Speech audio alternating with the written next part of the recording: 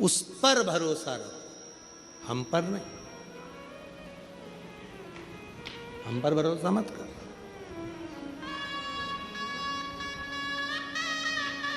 और शिव कथा कह रही, भगवान देवादिदेव महादेव का चरित्र कह रहा। मंथन हुआ, हलाहल विष निकला। मंथन में जो अमृत निकला था वो देवताओं ने धारण कर लिया, देवताओं ने ले लिया, पर जो हलाहल विष निकल रहा है उस विष को कौन पिएगा, उस विष को कौन धारण करेगा? संसार में जितने भी लोग हैं वो सब अच्छाई लेने वाले हैं, बुरा कोई ग्रहण करने वाला नहीं है। थोड़ा सा भी काम बिगड़ा कोई अपने माथे पर नहीं लेता, महाराज कोई नहीं, कोई अपने माथे पर नहीं लेता। अगर कार्यक्रम बिगड़े, कोई काम बिगड़े, कोई घर में व्यवस्था बिगड़े, अव्यवस्था हो जाए, कोई व्यवस्था गड़बड़ा जाए, कोई काम गड़बड़ा जाए, कोई अपने माथे नहीं लेता। किसने करा? इनने करा। किसने किया? उसने किया। हमने कुछ नहीं किया, हमने तो पूरी व्यवस्था करी थी, हमने तो ये करा था, हमने तो वो करा था, हमने तो ये किया, हमने तो वो किया। बिगड़ा तुमने बिगाड़ा, हमने नहीं बिगाड़ा।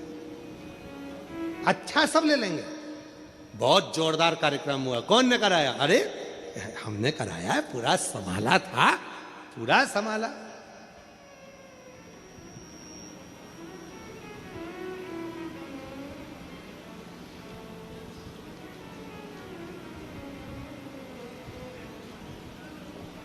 जब हम बस्तर में कथा करने के लिए गए, गिदम में, तो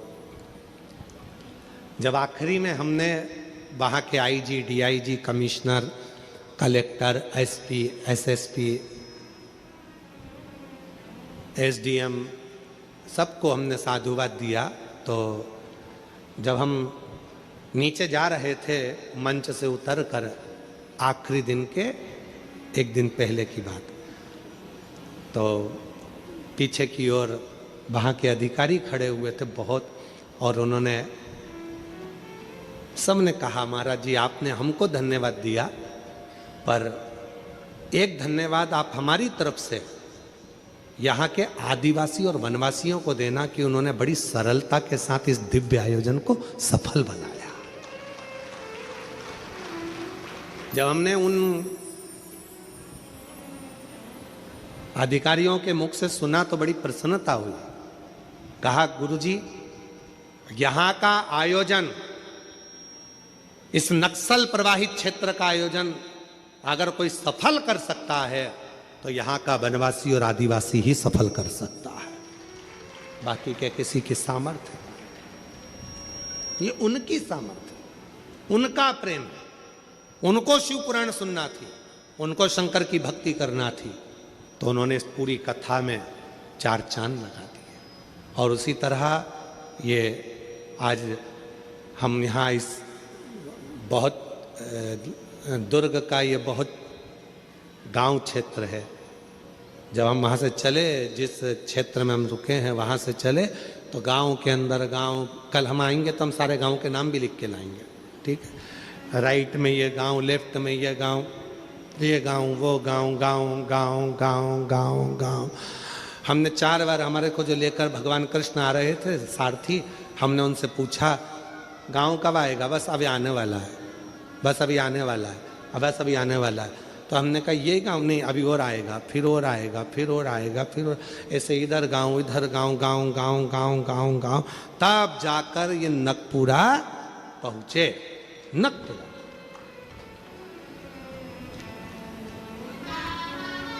और आप सबको जब यहां देखा इतनी भारी संख्या में, तो देखकर प्रसन्नता हुई कि जैसे शक्कर के डब्बे को चींटी ढूंढ लेती है, शिव पुराण को ढूंढ लेते हैं, ये पक्का है। बड़ी बड़ी कृपा, बड़ा प्रेम है आप लोगों को शिव जी से। एक बात तो पक्का है, तुम शंकर जी की बेटी पक्की हो और दामाद भी पक्के हो, ये निश्चित है। ये संबंध तुम्हारा बड़ा भारी है, ढूंढ लेते। कथा हो रही है, कथा हो रही है, कथा हो रही है, चलना है, चलना है। शिव कथा, मंथन किया, विष निकला, मंथन में विष। कौन पिएगा? विष पीने की सामर्थ्यता किसमें? बुराई झेलने की सामर्थ्यता किसमें?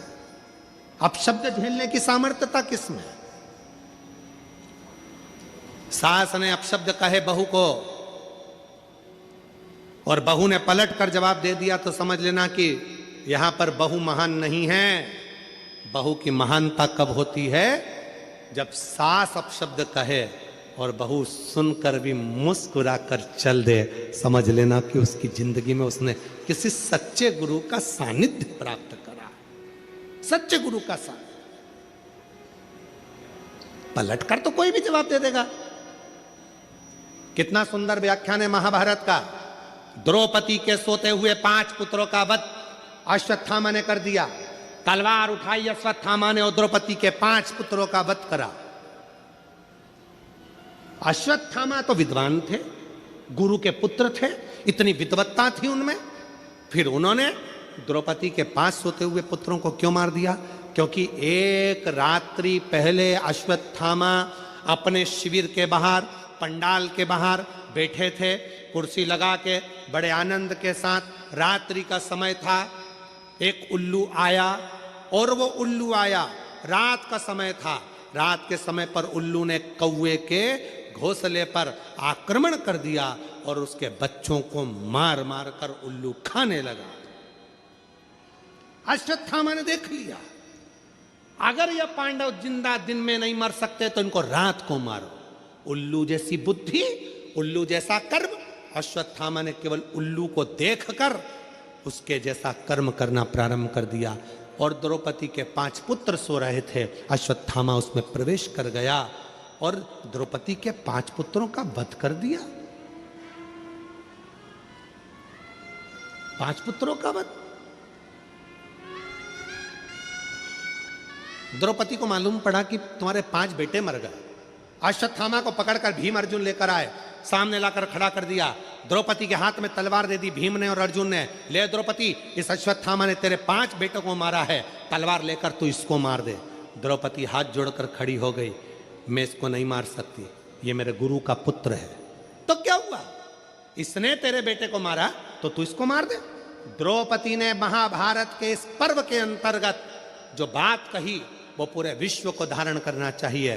द्रौपदी ने कहा, इसने मेरे बेटे को मारा तो मैं भी इसको मार दूं, ये कहां की रीति है? द्रौपदी कह रही है, अगर कुत्ता हमको काटेगा तो क्या हम कुत्ते को काट लेंगे? बोलो तो रही मेरी छत्तीसगढ़ की जीजी। होता है ऐसा? जम के बोलो, जम के जरा। अड़ोसान होता है ऐसा? नहीं। अड़ोसान होता है? पीछे वाले धड़ोसी नहीं। द्रौपदी ने कहा, कुत्ता हमें काटता है तो हम कुत्ते को नहीं काटते।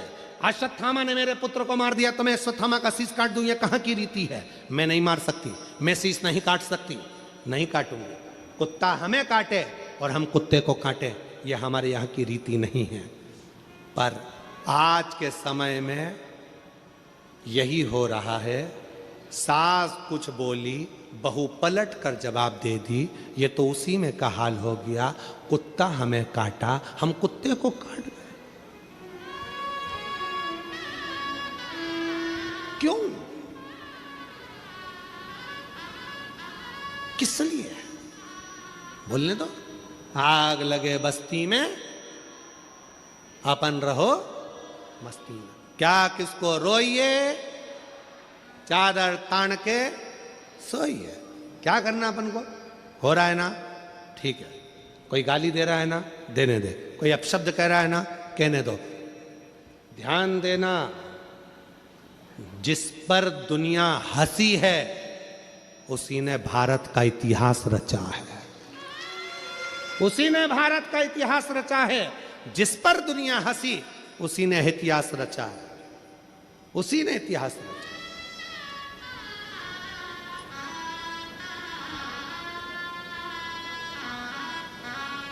कितने मुख्यमंत्री योगी जी को कितना कहते हैं, ये तो बाबा जी हैं, ये तो ये कितना। तो जिस पर दुनिया हंसी है, इतिहास उसी ने रचा है। हंसो, कितना हंसो। और याद रखना मेरी बेटियों, मेरे बेटाओं, मेरे नवयुवक बच्चा बच्ची, इस बात का ध्यान रखना, तुम्हारे दोस्त तुम पर हंसते हैं, ये पढ़ नहीं सकता, इसको कुछ याद नहीं रहता, ट्यूशन में फेल है, ये बच्चा ऐसा है, ये बच्चा वैसा है, घबराना नहीं। मेरा परमात्मा अगर संसार में जन्म दिया है, तुम कितने भी फेल हो जाओ, पर तुम्हें परमात्मा ने एक ना एक हुनर ऐसा दिया है, अगर तुमने उस हुनर को निखार लिया तो एक दिन तुम भी इतिहास रचकर मानोगे, ये निश्चित है। क्यों घबराना, किस लिए घबराना? जिस पर दुनिया हंसी है, खूब हंसते हैं लोग, हंसने का काम है, ताना देने का काम है दुनिया का, पर घबराना नहीं।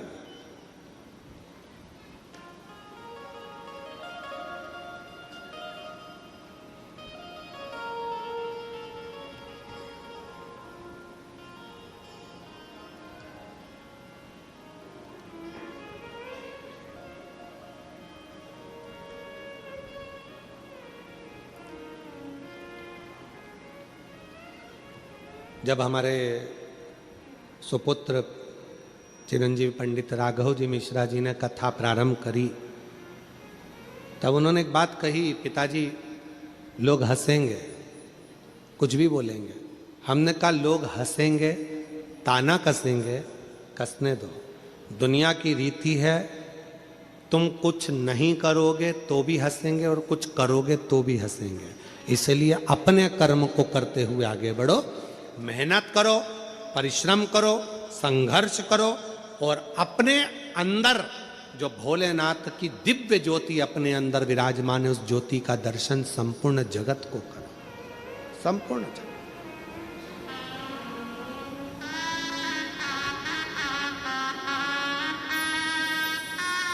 संपूर्ण जगत।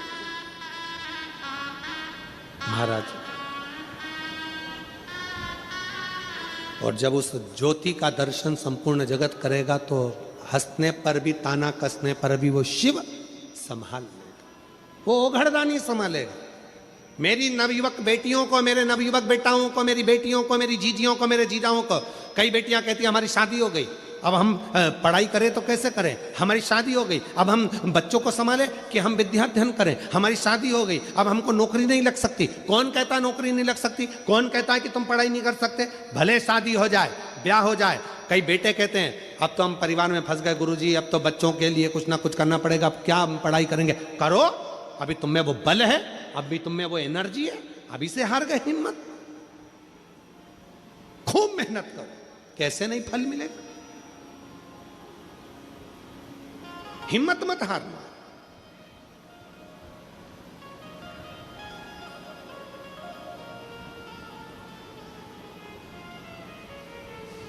और तेरी कृपा का क्या है भरोसा, कब किस पर जरा सी हम पर। वो कृपा करेगा, जरूर करेगा। आप अपना ध्यान केंद्रित रखना, भटकना नहीं, अपने मन को पूरा पक्का रखना, शिव संभाल लेगा, शिव संभाल, शंकर संभाल। क्यों भटके? देव अधिदेव महादेव ने सामने से विष आया, विष कौन पिएगा? शंकर कहते हैं पार्वती इस विष को मैं पीऊंगा। मैं? हाँ, मेरे स्वामी विष पिएंगे? हाँ, देवता तो अमृत पी रहे हैं, उनको पीने दो, उनको पीने, महाराज उनको पीने।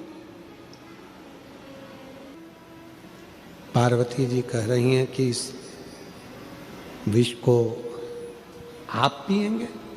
हाँ प्रभु, ये तो हलाहल विष है, जिसको पीना चल नहीं आ रहा है, रेशा नहीं आ रहा है इनमें। ये तो हलाहल विष है, इसको आप पिए।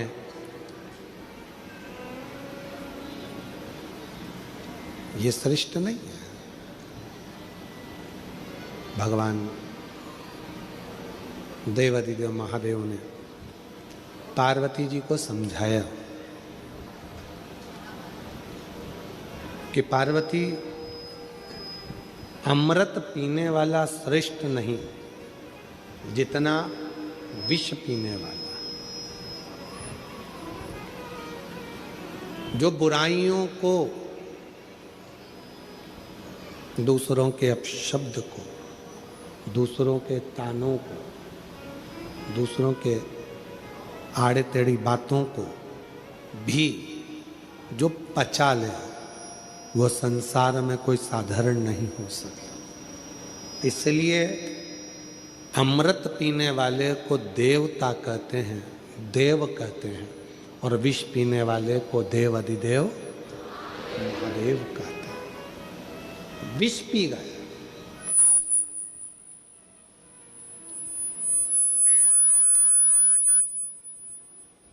और विष भगवान देवाधिदेव महादेव ने जैसे पिया, कंठ पर वो विष आया, गले में वो विष आया।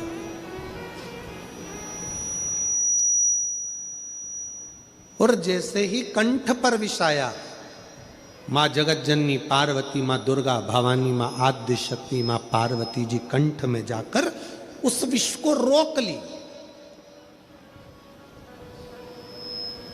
उस विष को मां पार्वती जी ने रोक लिया।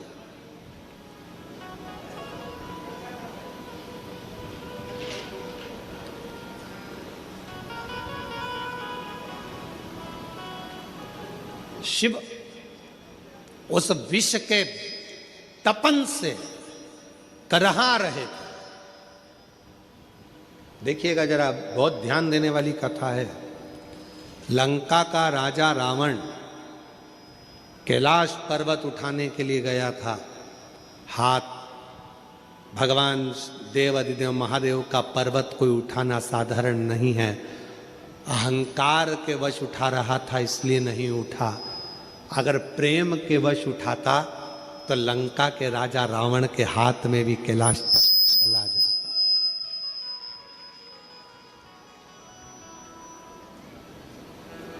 यदि प्रेम वश उठाता तो, और यदि प्रेम से लंका का राजा रावण अगर उठाता कैलाश पर्वत तो उसके हाथ में होता।